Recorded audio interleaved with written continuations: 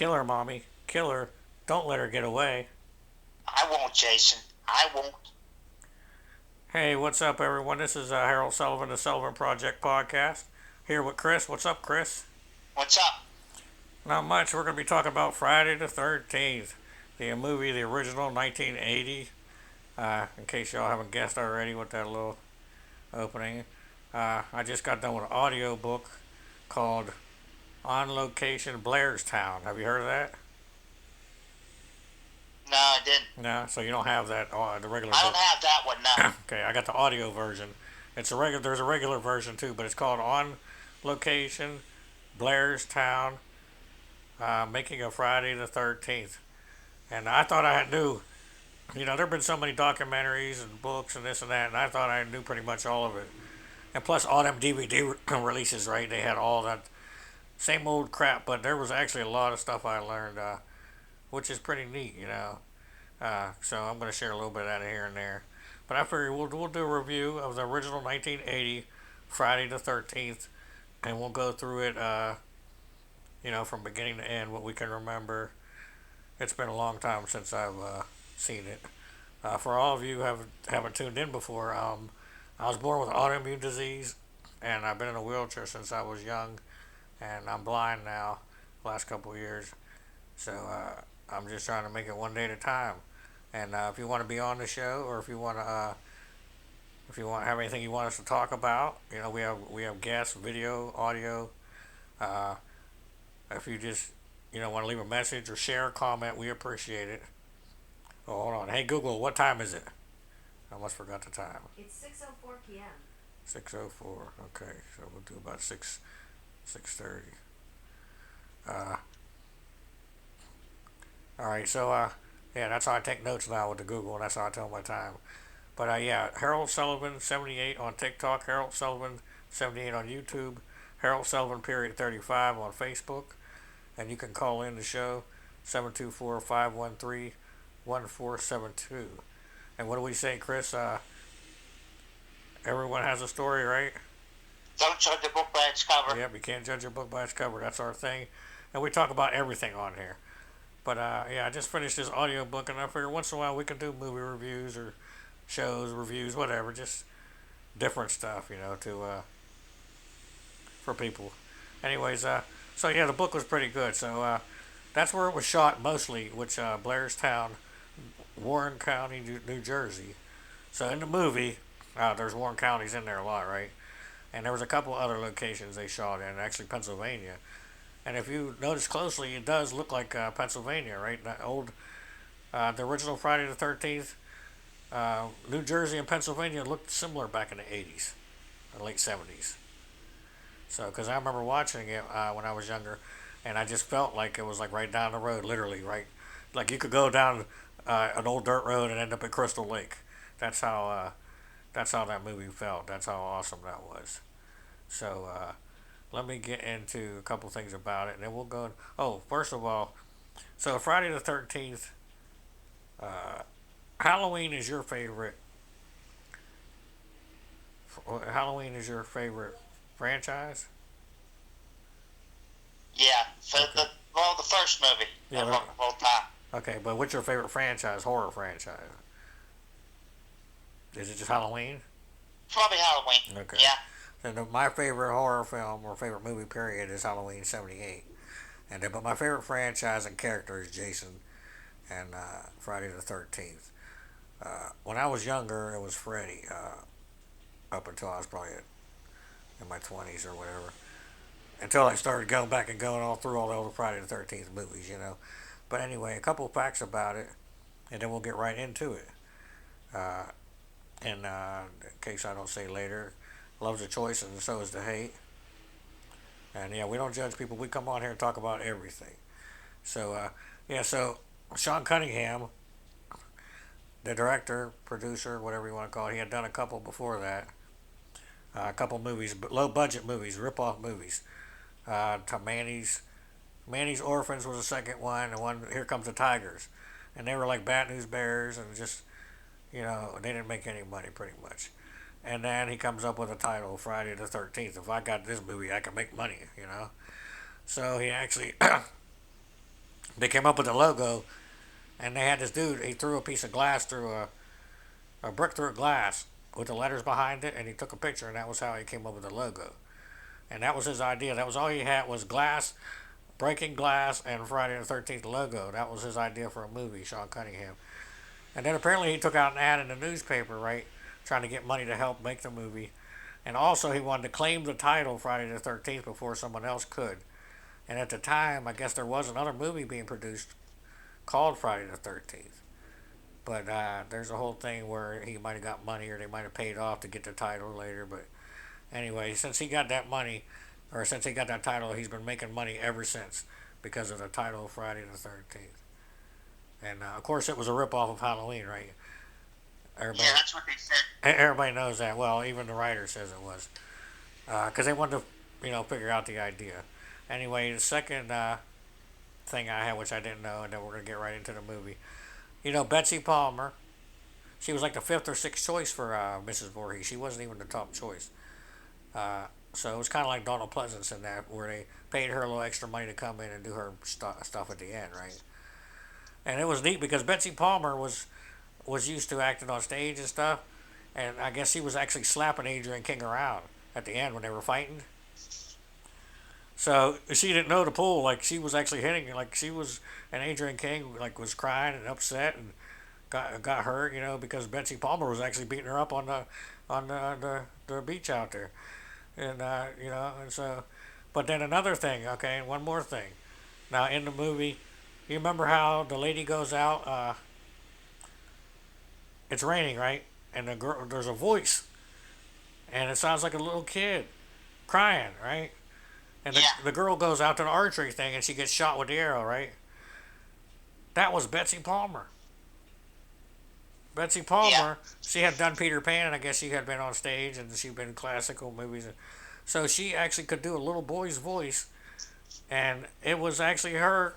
It wasn't a little boy out there crying. It was actually Betsy Palmer throwing her voice, and baiting that girl to come out there. I mean, that was so twisted. She's talking like a little boy, and I thought they actually had maybe the boy that played him, Ari Lehman, but no, it was Betsy Palmer. And then the part where the arrow comes flying and gets the girl, or it goes right past her. Oh, what was it? A part? Yeah, it goes right past her, right? It hits the target. I forget. Yeah, that's what happens. But anyway, it's Savini that shoots it. Uh, he goes right up and doesn't even like he just does it. Like he did a few things on that set. They said, but he could have killed somebody. But he said that's how he did. That's the only way he knew how to do it. So it's how they're shooting it off camera, the arrow right next to the girl, all right, barely misses her and hits the target. It's actually Tom Savini off camera. He just walked up with the bow and arrow and just shot her, right while she was standing there. You know what I mean? Boom, the arrow. It could have hit her or something, but I thought that was neat how that was Betsy Palmer's voice. Uh, yeah. It was. it's her whenever she's going, kill her, mommy, don't let her get away, because you can see her lips, and it's a different voice. But when it's crying out in the woods, that's actually her, and it sounds like a little kid. It's neat. So, okay, so let's go back to the beginning of the movie here. So, the beginning of it starts off where? We got it's in the past, right? Like 1950, 58, something like that. Something like that, yeah. And then, what is it, how's it start Mason's off? around 57. Yeah. So, yeah, because he was born in 46. No, I thought he was born in 47. He died in John 50. 46? To Elias and Pamela Voorhees. Yeah, that was Jason's father's name. His dad was Elias, but they never said that until way, way later.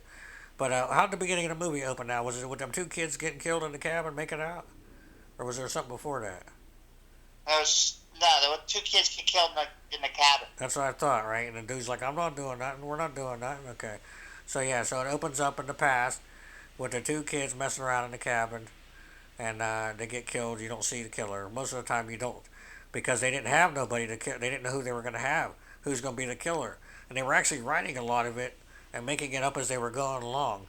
So a lot of the scenes in Friday the 13th were accidents.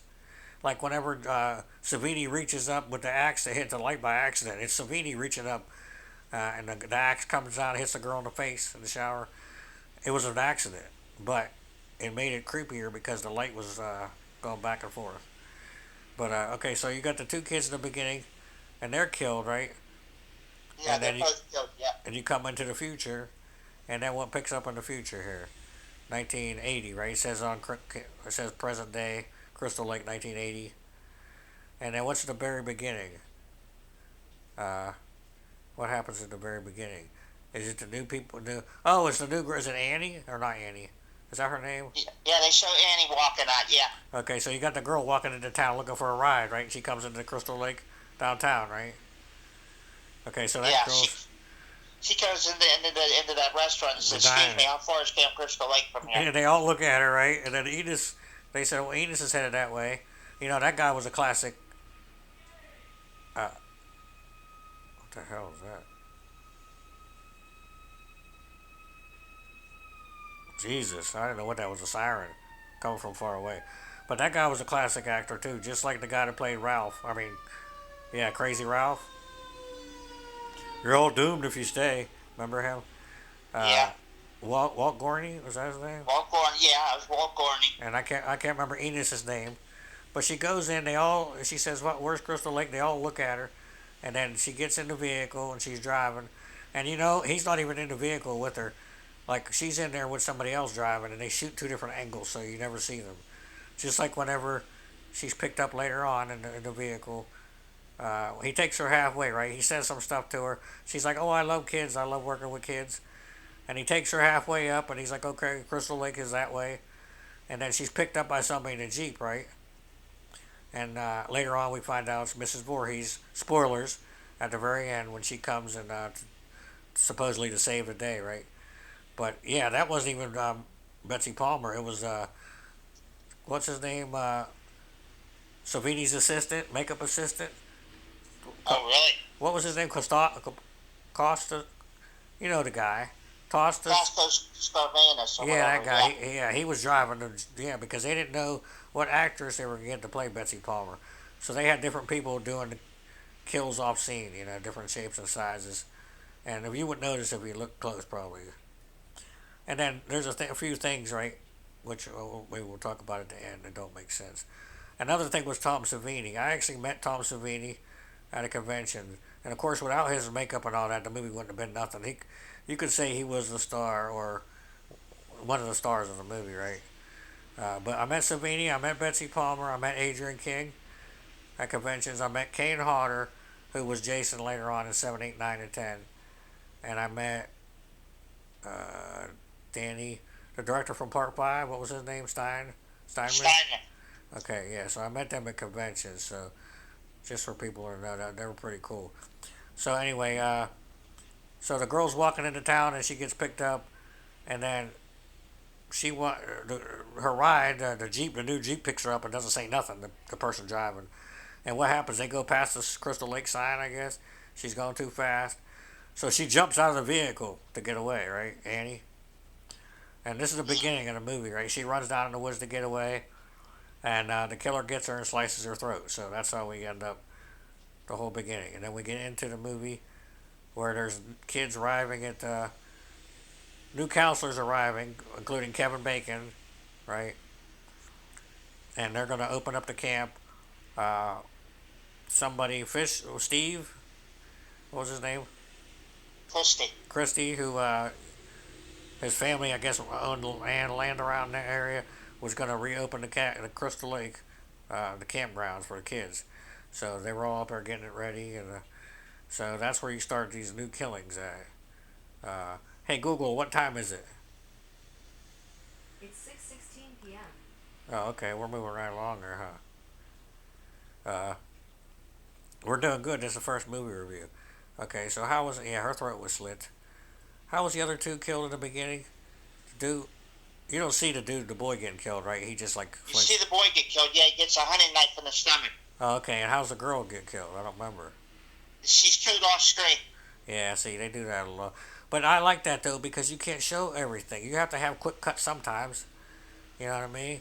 That's the problem they had. Savini's effects were so good that they wanted to show too much gore, and you can't do that. You know. Okay, so we got that, and we got Annie's killed. And then what happens when they get up to the new Crystal Lake? The new counselors arrive. I don't even remember. Like I said, it's been 19. It's been so long. It was 1980 when that came out. So what happens when the new batch arrives? Who gets killed first? Do you remember? Oh, what happens? They go in the cabin and the old guy shows up, right? Crazy Ralph was hiding inside there, right? Doesn't that happen first? Yeah, he was hiding in the kitchen. Yeah. Yeah, and he comes out and he warns them. So that's right away they're spooked. And he's like, "You're all doomed if you stay. It's got a death curse." And then he rides off on his bicycle. And then they're in there, they're already scared. They're putting stuff away. And when does that policeman arrive? Doesn't the policeman come up on a motorcycle? Yeah. Well, how does that happen? Somebody's complaining or something? Well, why does that guy show up? I don't remember. It was stupid. That was one of the things that they added in later on that wasn't in there. But Cunningham had creative control, but uh, the company was actually giving him the money. It was a $500,000 budget, which was way more than Halloween was, a 300,000 and plus Donald Pleasant's money. But it still was a lot of money. But they had, the company had the most control. But because they were supposed to be in an area where nobody could help them, and there's no, that was the whole point. But they put a scene in there where a policeman shows up on the motorcycle. Remember that guy? But why did he come? Officer Dorf. Yeah, why did he show up? I don't remember. Do you remember? And it's just they had him showing up. Like somebody called them because it was too much racket going on, or I can't remember. But anyway, he showed up and Kevin Bacon, him and Kevin Bacon got into it a little bit, and then the guy took off, and then they're all alone, right? And then so who gets killed first? Do you remember? I don't really remember. Ned gets killed first. Who is it? Ned. Ned. Which one is that? Nettie. See, I can't remember. Is that Bing Crosby's son? I don't know. It might be. I can't really remember because there The was. actor's name was Mark Nelson. Okay. Oh, okay. Well, Nelson. Yeah, it's not Mark. It's not Crosby then, because Crosby was the other dude. Okay, and how's he killed? Find him with his throat slashed. Where'd he get his throat slashed at? Off screen. Oh, okay. Wait a minute. Didn't the girl get hit in the? When did the girl get hit in the axe in the forehead in the shower? After Kevin Bacon was killed. Okay, see, you know the order and everything. So Ned is killed first, and that girl's. Ned's killed first. Yeah. And Jack, which is Kevin Bacon, he gets an arrow through the neck. Okay, yeah, let's talk about that because that's one of the most famous things, and that was an accident, and I'm sure you know how it happened. So they actually had to build up. They had to put him under the bed, Kevin Bacon, with a fake body, and they had to have his neck up through there. And they had the fake thing on there, and the tube under there with the blood, and Tom Savini under there. And they were going to blow they were going to put the tube, the arrow up through there, and the blood was supposed to come out. Well, the tube came out. I guess the tube came off underneath, and Tom Savini just thought, his reflex, and he actually put his mouth on the tube and blew the blood through to keep it, because they only had like a one-shot deal, and that's why it bubbled and came out of his throat like that. But so that was an accident, but it's one of the best kills ever probably, and that's people were going crazy. How did he do that?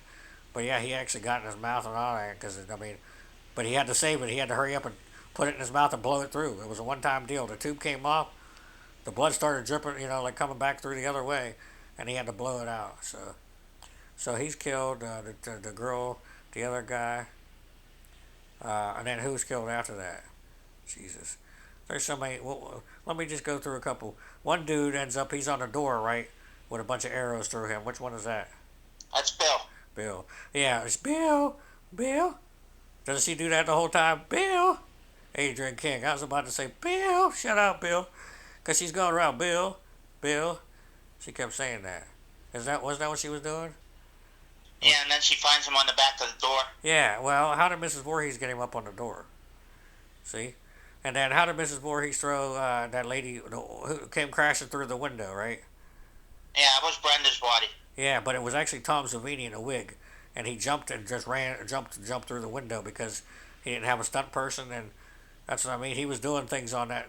They never did this before, and he was just like, heck with it, I'll just do it. He actually jumped through the window, and that was his body. He was acting, so. But yeah, but how would Mrs. Voorhees pick that body up and throw it through? See, if there was nobody helping her, you see what I mean? She just was really crazy and had the strength of the Hulk. But I go to the whole theory is, my whole theory is if you ever remake it, Jason didn't drown. Now in her mind he did, but he was living in some shack and she knew it, and she was feeding him and taking him stuff. But she had to keep like he was dead, because so nobody would bother him, and then they would leave him alone. So that's why. So he was helping her, but that's just my idea. You know what I mean? That Jason was still alive. He didn't drown, but she thought he did at first, and it just kind of implanted in her mind that. But he was really alive, and she knew he was alive, and he helped her kill them people. But that's, like I said, that's my idea. So then, what happened after that? We get the people killed, a whole bunch of people, and then who's left? Adrian King, Alice, Yeah, she survived it, but yeah. and then there was Mrs. Voorhees, right? So, oh, the generator keeps going out, which kept going out on like actually going out. So they wrote that in the script. That's why the lights kept going out, and they kept messing with the generator in the movie. Oh, the snake scene. Remember, there's a snake in there. They find the Yeah. snake. That was actually a real snake, and they killed it. And they said they regretted it, but I don't know why they couldn't have did it fake. But they actually found that snake. Savini did, and he thought he wrote it. They wrote it in the script. He's like, "How about we just take it in there and we act like one of them found it in the movie?" And then, but they actually chopped it up, and that was a real snake dying on camera. So Well, yeah, it was a real snake. yeah, but you couldn't do that now. That's against the law, man. You can't chop up a snake. Why don't you? They could have put some strings on that rubber snake, right? Had it cut up already, and then just pulled it apart. There's ways to do that. I used to do fan films before I lost my sight and stuff, so you couldn't do that. But so yeah, that scene there, and then at the end, yeah. So there's only one person left, right? The one girl, Alice, who didn't mess with anybody, didn't do drugs, she didn't do the bad stuff, quote unquote. And then Mrs. Voorhees shows up outside. The Jeep shows up, and then the dead girl's body's in there, right? Yeah. The girl with her throat slashed. Mrs. Voorhees comes in and starts talking crazy about her son dying, and at first she wants to take her away, though. You know what I mean? But then Alice is like, no, no, So she almost could have avoided that, but she sent Mrs. Voorhees off, and Mrs. Voorhees like, no, no, it's too late now, you know. So Mrs. Voorhees went after her, and then they ended up on the beach fighting. Uh, and really, like I said, they were really fighting. And Betsy Palmer had to be called, calmed down. She had to be called off. And then, so what happens is there's a machete. Mrs. Voorhees has a machete, and she drops it. Or what happens? Alice knocks it out of her hand somehow on the beach. Yeah. And then she's bent down, and Alice picks up the machete, and in slow motion, Mrs. Voorhees opens her mouth, and then the machete is swung at her, and she's decapitated, right? Yeah, And, she gets her head cut off. now, how Yeah. they did that was a fake head, and if you look, there's hair on the hands, because the hands reach up, and it's actually Savini's assistant, again, wearing Mrs. Voorhees' sweater, and the fake head is attached on top of his body with some toothpicks, and the head's styrofoam. So when Tom Savini is the one that swings the machete, it goes through, cuts it off, and they had one deal. And they said it was almost like a one-shot deal with that as well. And the head spun around perfect, so you could see it, and it landed, and there you go. And then so what happens is Alice wakes up, and she's in a boat, right? And it's all peaceful, and good And music. Jason comes out of the lake. Yeah. Well, see, now that wasn't in the original ending. There was just she killed Mrs. Voorhees, and that was it. But Savini and a lot of people were taking credit, but I believe it was mostly Savini. Had saw Carrie, at the end of Carrie, in the 1970 whatever it was movie, her hand comes up out of the grave, and that gave Savini the idea we need to scare her.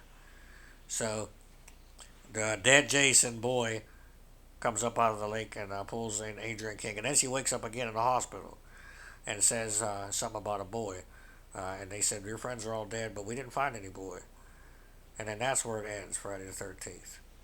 So the original ending wasn't in there, and I would have liked it.